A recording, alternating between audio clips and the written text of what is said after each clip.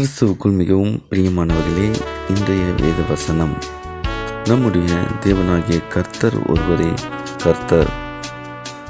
உன் தேவனாகிய கர்த்தரிடத்தில் உன் முழு இருதயத்தோடும், உன் முழு ஆத்துமாவோடும், உன் முழு மனதோடும், உன் முழு பலத்தோடும் அன்பு கூறுவாயாக.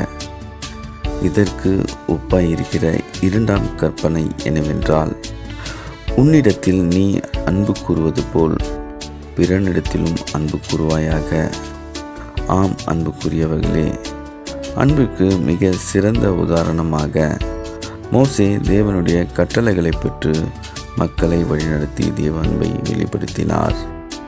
அதே சமயம் பேதுரு தன் பலவீனங்களை உணர்ந்து இயேசுவை முழுமையாக நேசித்து பிறருக்கு சேவை செய்வதன் மூலம் அந்த அன்பை பிரதிபலித்தார். ஆம் அன்புக்குரியவர்களே, நீங்கள் பிறரை நேசிப்பதன் மூலம் பிரதான கற்பனைகளை நிறைவேற்றுங்கள். இயேசு உங்களையும் அழைக்கிறார். நல்ல சீடராக மாறுங்கள். கிறிஸ்து இயேசுவுக்கே மகிமை உண்டாவதாக. ஆமீன், ஆமீன்.